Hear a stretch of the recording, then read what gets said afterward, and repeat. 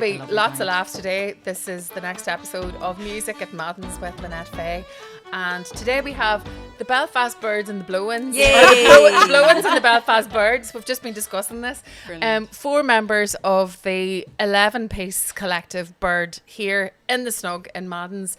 Hello, and it's great to see you all. What's the crack? Hello. Good. Thanks Me for and having Lynn us. O'Donnell, and with Claire Loughran, and we have Zoran Donahue and Niamh Hinchy That's the one. from Limerick. Yes. We've got it. Now resident in Belfast here for the last 2 years. Love Good it. woman. So birds, 4 birds. What kind of birds are you? Oh, Are you straight embracing, in with the you're deep embracing questions? your inner swallow, blackbird? What are you? I would say a bit of a pigeon. A crow. A crow. I'm definitely a crow. Yeah. I'm a big fat crow. Yeah. I So would say you're a little robin. Niamh. Yeah, I actually. You are Robin's my favourite bird. No way. No, did you just call that? Yeah.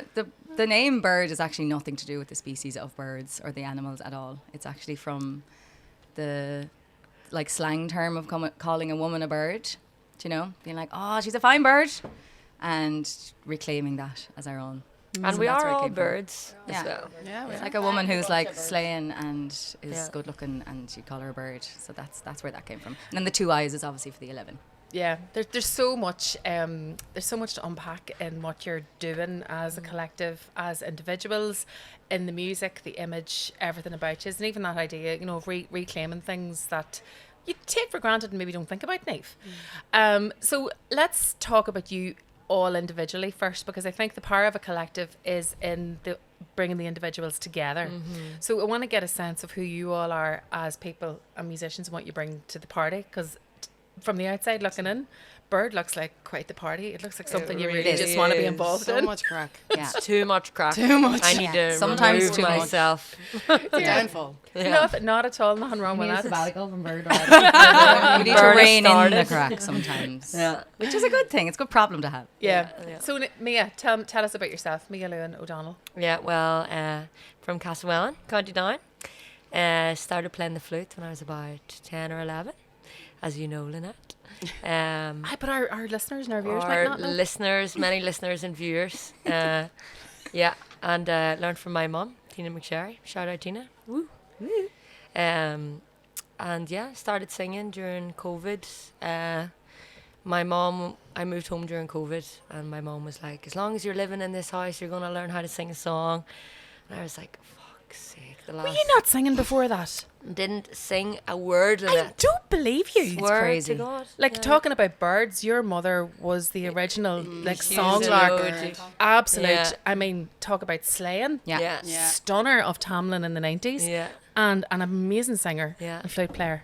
That I didn't know that. Yeah, no, I actually, that's how I started smoking when I was younger. I don't smoke anymore, but Mind That that be voice. known. yeah, minding that voice. But when I was about 15, and was being, my friend Mark Keown used to bring me to sessions, and as soon as somebody started singing a song, I was like, oh, I can't be bothered listening to this. I want to go out for a smoke. So that's, I swear to God. Stop. And then, Now you're commanding silence, are you? yeah, I'm like, Mia's gonna everybody sing a shut song up. now. But I moved up to Gweedore for a few months right before COVID. And I remember the first night I was there, they had a bit of a lock-in in Hughy Bugs, and I was sitting up at the bar, and there was about 8 people at the bar, and each and every person took a turn to sing a song. And it was mostly older men as well. And I was sitting there and I thought, this is the importance of song and of carrying on the tradition of songs. And then it was shortly after that I moved home, and my mum was like, if you're living here, I want you to learn a song. And then the rest is history. Fabulous. That's a brilliant story. Yeah. Good woman, Tina. And Upkey Door. Yeah. I actually remember Mia Lewin deciding she was going to sing. It was over COVID and she was around in our house. Probably weren't meant to be. Breaking the rules. And she just decided to start singing. She was like, I think I was going to start singing. I was like, can you just do that? And she did. And you just like escalated from there. It was great. I just Great to totally, see. totally fell in love with it. And I regretted that I didn't start it sooner. Yeah. When I started, but then I thought, no, I might have taken a totally different path. I might have resented it if I started singing when I was younger. The chips fell like that, and I I couldn't be happier. Yeah, now I just love it. you're embracing it, loving Yeah, it, and doing so many different things with it as well. Yeah. And singing as well as instrumental music and dance is a big part of Biird and what you're doing. So Claire, tell me about you, because you're again a very musical household. Anis a cháird a couple of focal faoi Urhori and Fod Crealta seo. A couple of words about our very kind sponsors, Rira Irish Lager. Nish, Rira, if you haven't heard about it, it kind of sums up the unpredictable devilment that Irish people are so very good at, particularly here in Maddens, in the heart of Belfast. So Rira celebrates the best bits of being Irish by creating reasons to talk, to meet, to gra, to bant, to hear, to be heard, to be lechéile, just that little more often. So music at Maddens, dig it and dig an tusa. Agus anis, scúpla focal a cháirde for 18s and over, and please drink responsibly. We are, yeah. So we were all brought up playing music. Like, we were started on like many instrument from a very young age, and we've all kind of found our own little path into like which instrument you preferred. It was my cousins of Brady's. Like, we kind of followed in their footsteps. Our older cousins started, and then we all kind of followed suit. And then I had cousins in Donegal, Scottish cousins as well, the Frean sisters, who we'd have been playing with for years, and they would be my main sort of like foot into the music scene. And so yeah, I kind of went towards the fiddle and harp, but I fell out of it for years then. Like, I stopped playing kind of sort of early 20s. Why? Like, I just kind of got like, I was really self-conscious, and things were getting kind of like competitive amongst people, and it just pushed me out of it. And That's a big thing with young girls, isn't it? Because if you go into all the cultist branches, there are more young girls than there are young boys playing music. And then at a certain age, it's a bit like sport. At a certain age, girls then drop out of it. Yeah. You know, what were the reasons? What were you feeling? I just remember just feeling really self-conscious. Like, I still went to all of the sessions, and I still went to every trad festival. I was part of the furniture at the mall, but I just never brought my instrument. I found myself stopping bringing my instrument because it felt I was comfortable playing sort of in sessions with people that I'd grown up with in Belfast, but once I went further afield, like, and it's also like I just didn't play it as much, so I didn't know as much of the tunes, and then rather than kind of forcing myself into it, I kind of fell out of it a little bit. It's a vicious circle, isn't it? Yeah, it is. Now, I ended up kind of still staying in the music scene. Just I got into photography, and I found myself just constantly just not being able to get away from that sort of music and creative field, and ended up becoming like a musical photographer kind of thing. And then that's kind of with Biird is kind of like my sort of reintroduction back into that. Like, Lisa's kind of just understands that kind of background that I have, and like I have all of that upbringing and all of that sort of history of playing music, and have played music for years, like, and play it in comfortable settings. It's not that I ever stopped, but I wasn't playing it as publicly. So why was now the time to come back to it? You know, to embrace it again, and especially with Biird, with an 11-piece collective. it just, Lisa brought the idea to me, and even Champion. when She was your champion. no matter what Lisa suggests, you've no option other than to go along with it. So- So you mention into anything. Lisa Canny is the driving force behind Biird, and she's She not is. here Mama because Biird. she's Mama Biird, but she's from Mayo, so she's not a Belfast bird or even a blow-in. No. But her name will be mentioned, I imagine, a number of times in this conversation today. She's an icon. Yeah, She is. for so many reasons, and bringing us together. So Zoran Donaghy, then on to you from Cavan, now living in Belfast. So you again were brought up. You've got a very musical family. Yes, I was brought up. My dad plays the accordion, and there's not a lot of music in Cavan, but there is. My dad was always kind of like the driving force behind it, and he like That's Martin Donaghy. Martin Donaghy.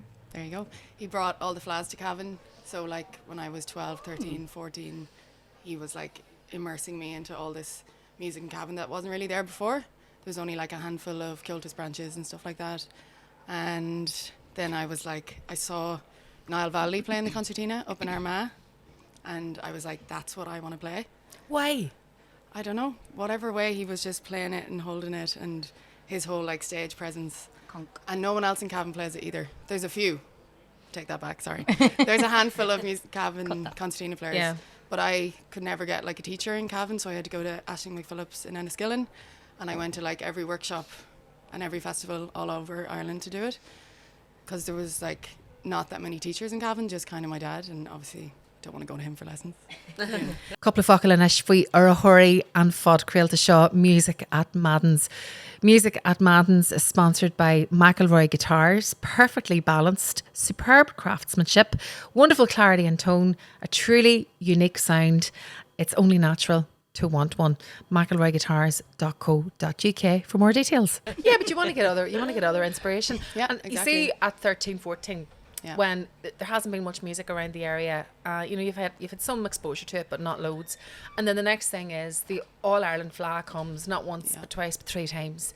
Huge. And something starts. Like those Cavan flags were the start of the big gigs. They were the start of, a turning in what the flag represented, what it brought, like the big crowds started in Cavan before anybody, comes after me for that one. So as a 13-year-old though, that's a really impressionable time in your life. So what was it like to be right in the heart of that? Because you were walking about basically with the AAA pass, weren't you? No, I still have it at home. For the 3 years I've done who AA as if I was doing anything. Do you know who I am? Yeah, me like walking into like Fluke in the sold out dome at first light, sold out, and I was like, hello, this is me. And it was amazing to see people that you're inspired by playing in your hometown, which they would never have been there without the flag. Yeah. And just an amazing experience for you. And then also the idea that you could be that person on stage. True. Yeah. Was that seed planted then, do you think? Or I love the idea of people getting up and doing gigs and like it being in Cavan and like kind of the whole biz about the whole thing. Do I was like, this could be me someday, maybe, if I keep going and if I keep getting inspired by these people. But then in Cavan it made loads of other people want to learn music as well. So then there was like a burst of trad in Cavan after that. So like there was more people coming in and doing lessons, and there was workshops every weekend. Like it completely changed Cavan as a county for Irish music. And then for me as well. It was great. Yeah, I think, here in 2025 now, we're definitely on the crest of a wave. There's something happening right now, and we're all experiencing it. And I think that'll also bring a lot of opportunity for you as Biird, and we'll talk about that. So last but not least, we'll go over to the green and the white in the corner in every way. Top Limerick. Niamh. So tell me about yourself, Niamh, and your music. So I'm a Limerick girl. I live in Belfast now the last 2 years, but unlike the rest of the girls, I didn't grow up in trad whatsoever. My household was full of like 70s, 80s music. My dad and my brother musicians as well. And that was the music that was playing in the house all the time. That's the music my dad played. So that was kind of my musical influence growing up. And then when I was a teenager, a bit of R&B and pop and everything. And I didn't sing till I was about 20 maybe. One of my brother's friends made me sing at a house party, and I just sang harmonies, and he was just like, oh, you have a great voice, you need to continue singing.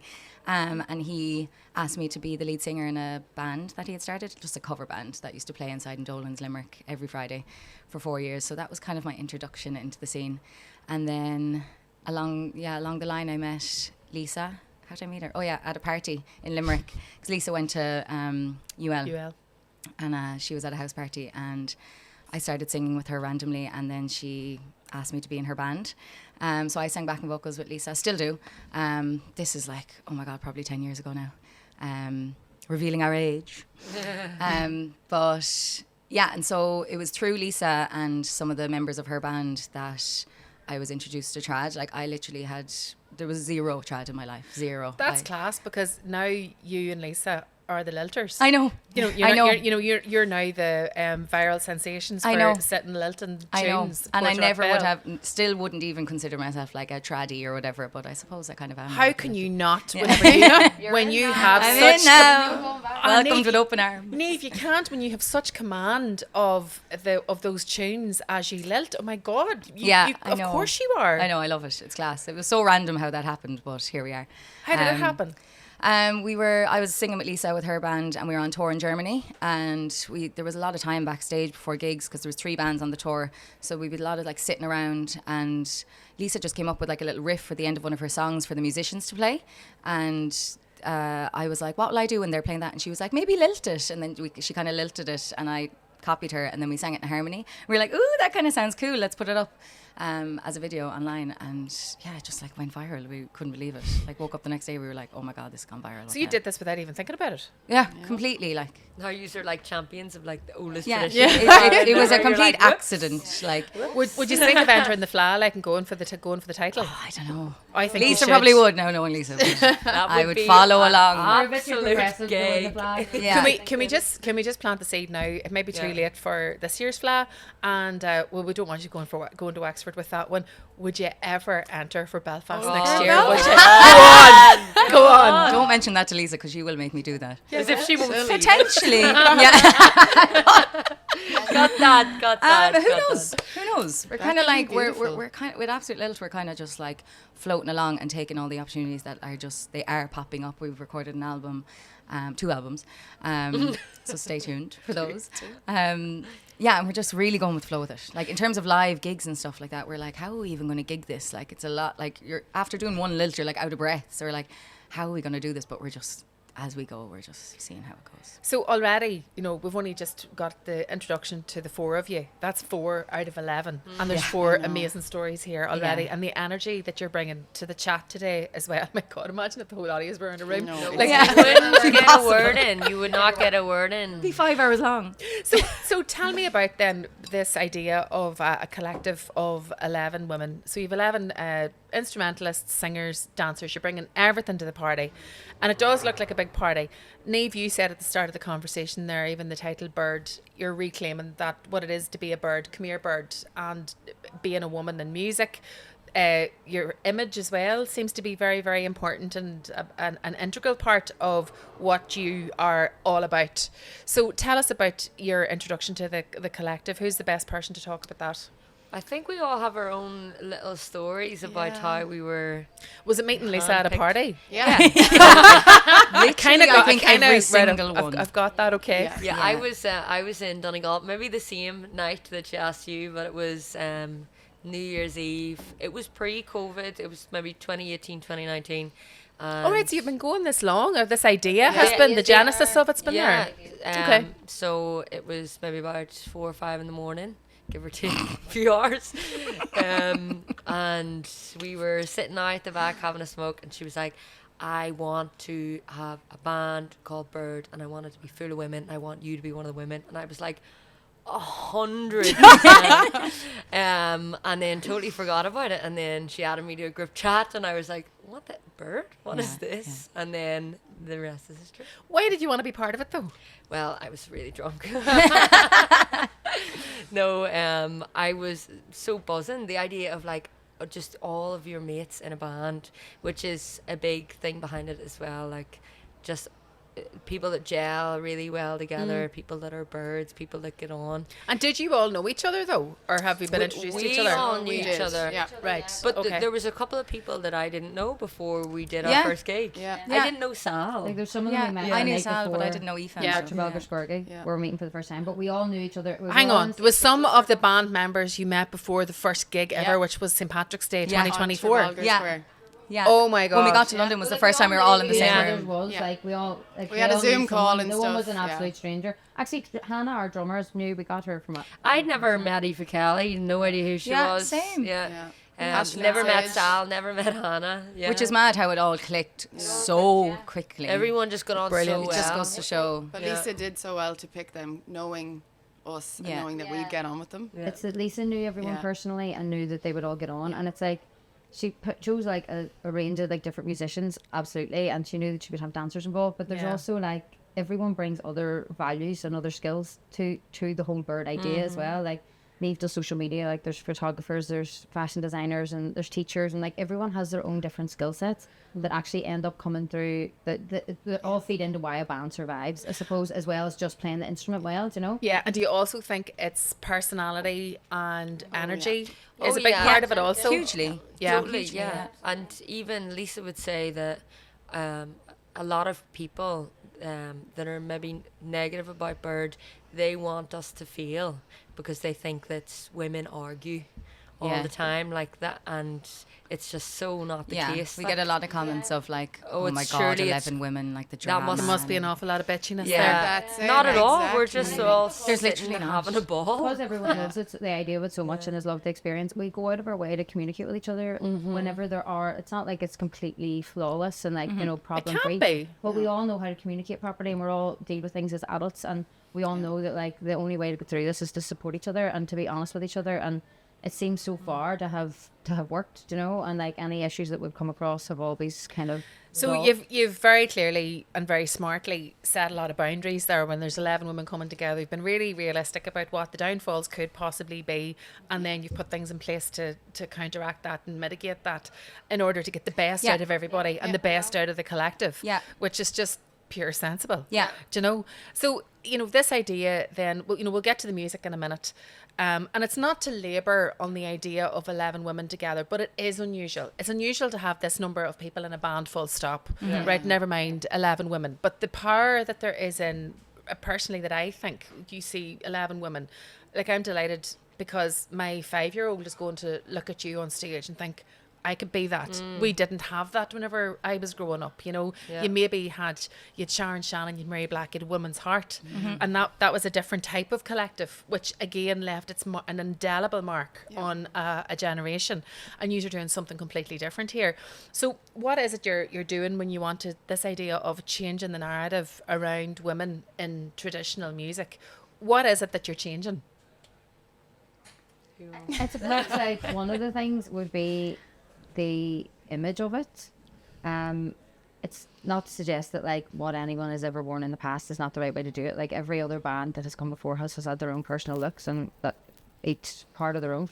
But there is, I suppose, like a broader stereotype that just comes from like America, I think, of like, which is like fed in through movies and stuff, of what sort of your typical Irish woman or Irish singer would look like, and that's not the reality of the situation. Like there's like, when you look at like Celtic women, they have their own style. When you look at like sort of Enya and like all of these other women that come before us, they all have their individual styles, and we just kind of have this more a way that we're doing it ourselves, So we're trying to kind of involve a lot of local designers and local stylists in a way to give them a foot up as well, like they're also just creatives that work alongside us. And we enjoy the idea that like music is a massive part of it, but it adds a whole other dimension to a performance when you have the visual aspect of it as well. And we're trying to kind of change it. We want to look a certain way. We love dressing up and like, we all go out of our way. It's like, it is still really individual, like what we wear. But it adds an extra dimension and another form of like expression to the performance. It seems to me like it's like show clothes. So you've worked out what like your costume, uniform yeah. and costume. We're wearing That's costume, what it is. stage Exactly. makeup. Yeah, and there's a lot of comfort in that. So you're stepping into your persona for the gig when Exactly, you're yeah. it's like armor. Yeah, It's yeah, almost exactly. like armor, so you Yeah. can go out and be who you need to be in that moment on stage. Yeah, exactly. And like at the start, we were all a bit apprehensive about the clothes and everything. We're really stepping out of our comfort zones, wearing clothes that we would never have worn before, and we were all a bit about it. Now we've completely changed our tune. Yeah, and everyone's it's so like much more love it. confident. so open Like to Ray and dress. Dress me up. Rian Honora, who's done a lot of our styling. She's amazing. Incredible, At the start, we're all like, Rian, I don't know. And now we're just like, maybe I should put this other layer of this Yeah. big mad thing on top of me. So And was it it's- her idea this to go with the veil whole of mine. corset idea? Yeah, because she makes them. She makes Yeah. a lot She of makes corsets. those. So it seems like corsets. It's kind of bohemian as well. Yeah. Kind of look. There's a whole lot going on. Yeah, it's just Irish fashion with kind of Celtic influences, and Yeah. it's just really has actually instilled confidence in us. Like looking back, it genuinely Oh my has, God, because absolutely. we're all so much more open to going outside of our comfort zone and trying Yeah, new things and and new looks and everything. And We would it's wear Open to anything now. looking a bit weird as well. It doesn't like Yeah. need to be so like sexy all the Yeah, time yeah, as well. yeah, Like, yeah. and which sometimes I feel great when I go out and I get the boobs out and Yeah. it's a bit hot, but other times I don't mind either if Yeah. I'm a little bit wearing something a bit more. And it's all for the covered. like the wider look of the whole Yeah. band Yeah. together. Yeah. And, like, So we're it's just really whatever learning you- how to. Like people are the comfortable environment with. in itself supports that as well, because it's the kind of thing like I would have been so self-conscious wearing certain things on stage, but once you're kind of surrounded by all your mates, it kind of Are you puts braver? forward and like Oh, you so do find 100% yourself braver. after a while you're just be like, because you're just Strength surrounded by in all these numbers. like supportive class friends that are just like, pushing you forward and like pushing you outside your comfort zone. Whereas like beforehand, I'd have been like, no, oh God, get me away, and like cover me up, like yeah, and you group think mentality. more, cover me up. you think more about the whole image, because at the beginning we were all like, I'm not wearing that doesn't suit me. It was about you were looking at the individual. Yeah, only caring about Yeah. yourself, and then you actually think of all 11 Yeah. of us as a whole, That's and yeah. it all We're comes together as a collective. collective It's Lisa image. as well. Like Lisa is the most out there queen, like, confident woman, stage presence, so used to performing, being on stage, and she is the biggest like champion of people. Like even how Biird started was because she was so passionate about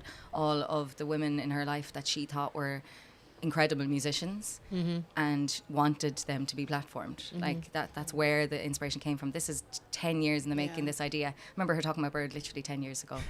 And she was just like, these women need to be on a stage, you know, and she's the most like passionate person in like believing in people. Yeah. Same with all the styling, everything. She's just like, you look great. And She you just is- end up believing her. Yeah. Yeah. She instills so much confidence does. in all of us. Yeah. So could be lying. She probably is. You look great. Get on stage.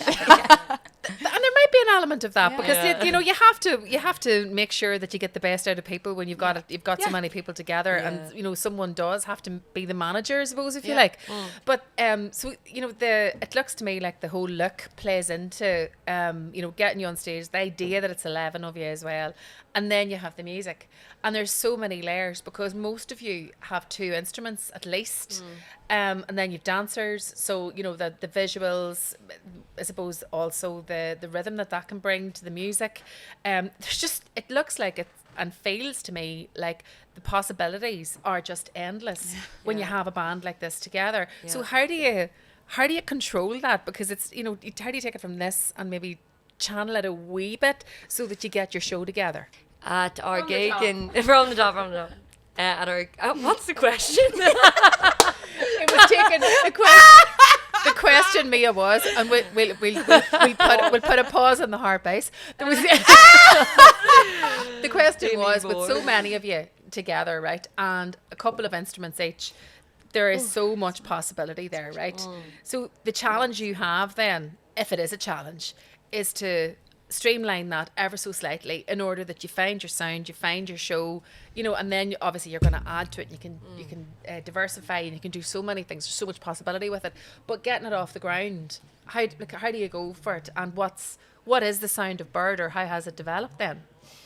So I think we're still kind of figuring that out, to be honest. Like Yeah. at the beginning, like we still just play sets of tunes. Like, you know, it's nothing really out there and sort of cutting edge about it, or sort of different to what you've heard before, because we all love playing tunes and playing sessions. But then there's influences of kind of like the pop side of sort of pop genres as well coming into it. And Lisa has written songs with Rihanna Conley, amongst other people, that we have now incorporated into our shows that weren't there at the beginning. Do you know? Because like we were just kind of thrown into it at the beginning. Like as I said, we all only met, but it's really Am I before the show. sensing collaboration with the ultimate queen then? Am I? Possibly. Oh, God, She's yeah. already We had her hope. influence. She's already had her influence. She was Raina like by name, Raina part by of the nature. song. But they're more kind of like poppy with like a trad sort of like influence in it. And it's just evolving. Like one of our drummers that we have with us, Hannah, is like, she's from Amsterdam. Like she hasn't had the same background and just playing trad her whole life. So she brings this whole other sound to it as well, do you know? So it's still, it's constantly kind of changing and us figuring it out as we go. It kind can of what be it a is, you know? logistical nightmare. Yeah. Because there's 11 women. So there's only been a few times, besides gigs, there's been a few days where all 11 of us has been in the one place. We went to Mia's house in January earlier this year. Mia's home house in Castlewellan, who kindly put us up and gave us, like, fed us the nicest food in the whole world. And we had a week of rehearsals, and that's where we really kind of like cashed out our sound and got the set tight together, because we were like, this is our only time. Everyone's musicians, everyone has jobs. It's so difficult to get everyone in the one room, but then when we are, it's kind of like that's when the magic happens. Yeah, that's when we did the bulk of the work, was one Yeah. full week in January. We just every day went at it. Yeah, It's a great time of the year when everybody's got the downtime, isn't Yeah. it? exactly. It's just Yeah. after Christmas. Yeah. But Yeah. but yeah, when we did our gig in Derry at the Jazz She's Fest, getting there. It's coming. It's coming. We did. we did. Who knows when it was? A while months ago. ago. But I was actually thinking this show is so well rounded, like from start to finish. Like the ups, the downs, the dancing. There's poetry as well. It's just, I feel like everything is really well condensed within the show, and it shows so many different parts of Irish culture and Irish song and Irish language. It's And what do you want audiences to take away from your shows? You know, when they experience Biird and hear your music, see you perform, what do you want them to take away from that? I would like, what I would like to do is for it to open up Irish culture and Irish language and Irish music to a wider demographic of people that wouldn't usually be listening to it, because it's already class, right? And there's so many musicians that have been working their whole life that it's all kind of the same families and the same kind of people that are listening to it. And I think because we wear nice clothes and we are all getting dressed up, like there's people kind of in like the fashion scene and all of this taking that notice. never really sort of ears would have perked up to trad music, and it's kind of like a gateway drug into trad music in a way that, like, you know, it's not a bit mad to say that. That means, because like all we really want to do is like further the Irish music and keep it alive, and the same with the Irish language and all of that. So it's like if there's more people listening to that wouldn't usually kind of hear it, then that I see as a massive benefit from it. And then also, right, we are on the crest of a wave at the minute, and every single one of you know the amount of work that has gone into keeping the language to the forefront, to keep the music there when tougher times, when it maybe wasn't as popular. There's always been people who have been so determined, flying the flag, advocates for it. Same with language, same with the arts, same with all aspects of Irish culture. And now there's a moment, you know, Kneecap are known globally. They've got Lancome as well. You've got some Rihanna Connolly, you've just mentioned there also. Bioga, you know, working with Ed Sheeran and in Nashville. You know, there are so many crossovers, so many. So do you find now there's an appetite for what you're selling? Is there a bigger appetite, and is that in itself exciting? Oh yeah, I Absolutely think is, like yeah. as you say, we're riding the crest of a wave right now. Like there's such a moment now for traditional music, like Irish language as well. People are starting to realise that it's cool. It's not just something people do in the corner of pubs. There's a real platform for it, and I think It's real and it's beautiful. yeah, and it's always been there. Nothing has changed about the music really. People are just starting to notice it more, and I'm very happy to be riding that wave. Yeah, I think in Ireland itself, like, there's a lot of like internalized shame about sort of Irish culture and Irish language because of like years and years of oppression of British rule, you know, when it was like sort of criminalized essentially for years, and that has passed on through generations. And I think the younger generation at the minute are kind of getting washed away of that a little bit, or you know, and I feel that you notice amongst the younger generation now, they've a lot more. There's a lot of sort of interest in like learning about their history and their culture, and they're reconnecting with that, you know. Yeah. And like it's always been there, and if it wasn't for all of the Irish grannies singing us all of the songs throughout the most horrific of circumstances, keeping that alive, and now it's got to a point where it can kind of flourish a little bit wider, you know. And it's lovely to be sort of a platform of that. Like we're just essentially kind of Conduits. they paved the way for us in that way, you know. And luckily for us, we've got to a point where like all of those groups that you've mentioned yourself, like the likes of Clannad and the Gloaming and everyone, they did go internationally and they did kind of create that idea for it, and we're just kind of stepping in as the next sort of wave of that kind of, you know, whatever. It's giving me goosebumps, to be honest with you. Just when you mentioned Clannad there, and we also touched on collaboration. You haven't recorded anything yet. So No. so yet. basically, to explain this to anybody who hasn't come across you yet, and I don't think there are many, in fairness, because like you're selling out big enough gigs. I suppose that comes with the territory of an 11-piece band. You need the bigger gigs. Festivals, fairly well established on the festival circuit, that can only grow. But you haven't recorded one thing yet. No. Not Yeah. one This is piece so. of This one. is this is class in We keep trying to itself. say Yeah. that, like we can't get in the same room. So anytime Lisa's like, right, that week in April we're going to do recording, but then turns out Something we happens. have a couple of festival dates lined up. So we're like, no, we actually have to just practice.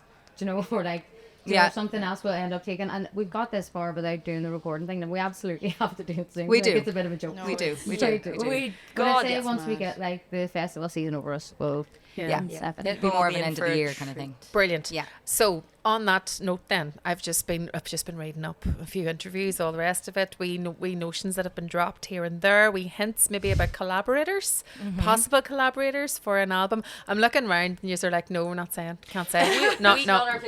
We can't say, but one person that I would love to collaborate with is Enya. Yeah. I think Enya, Lisa mentioned If you're Enya. watching this We'd or love hear to get this, her And get her to love her you. first gig ever with Yeah, Biird. please.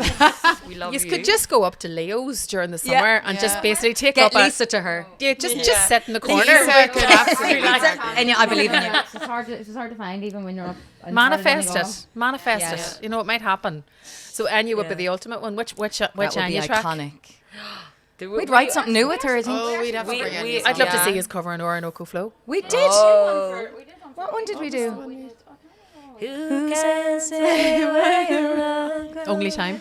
Only time, that was it. Lovely. No, we played it all together now and all, yeah. That was. Yeah, and that was That was, yeah, that was Oh my lovely. We only did it like one gig. So how important then is social media side of things for you to get to where you are now?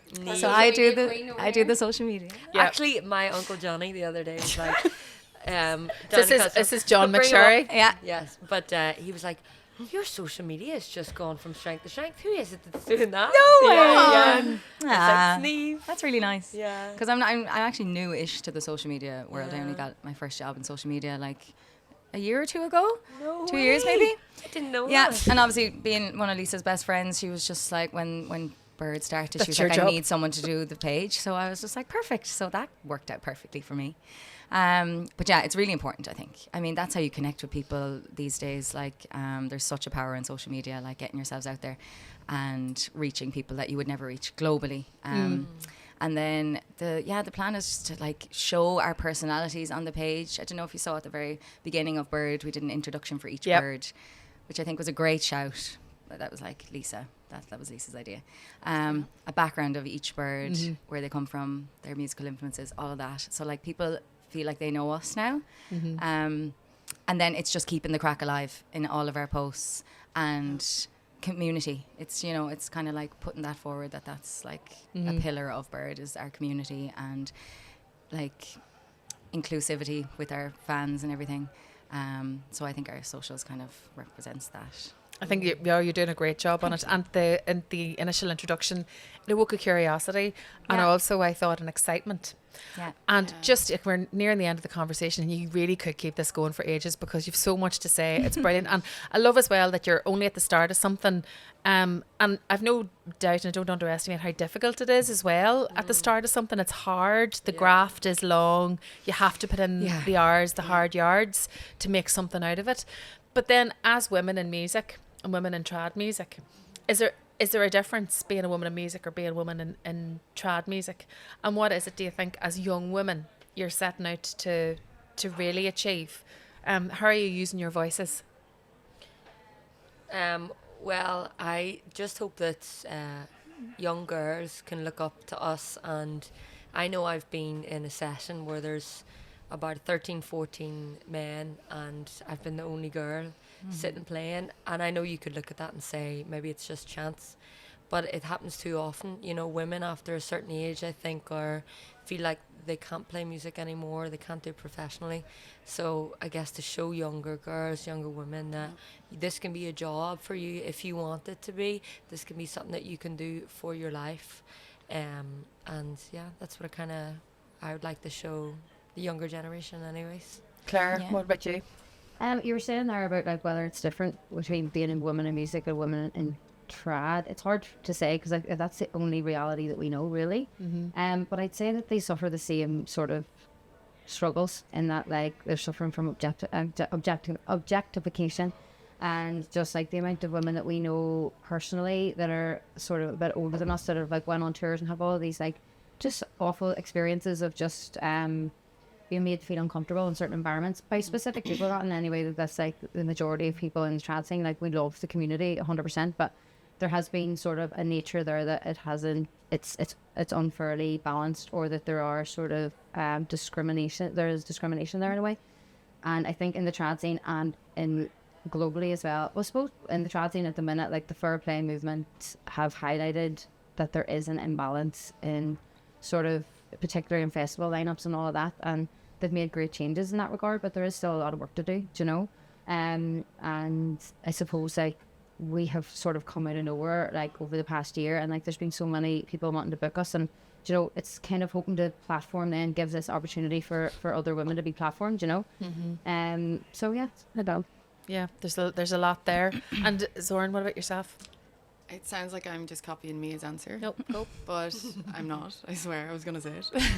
It's the young girls.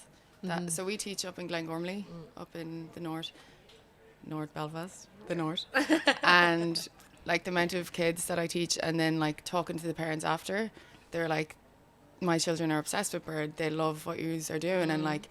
One day one of the dads was like, one day she's going to be in Biird just like you. And just hearing something like that, when you don't think you're actually making that much of an impact. Yeah. He was like, that'll be her if she doesn't practice. She needs to be. She's going to be in Biird. I was like, that's the cutest thing I've ever heard in my life.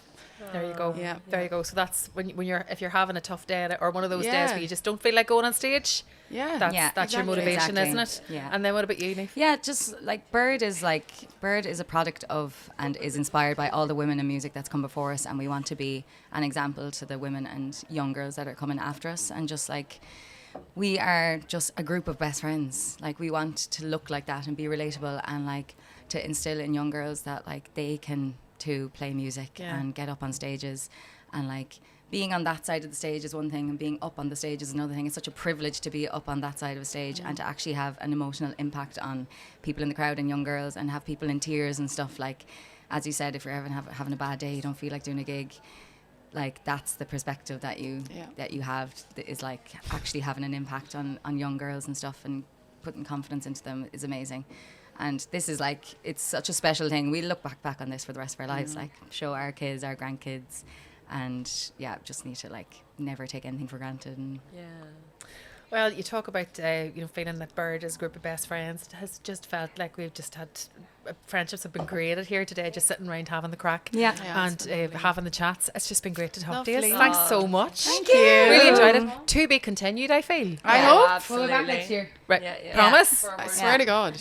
before we we Glastonbury. I've actually loved this. What year? Yeah.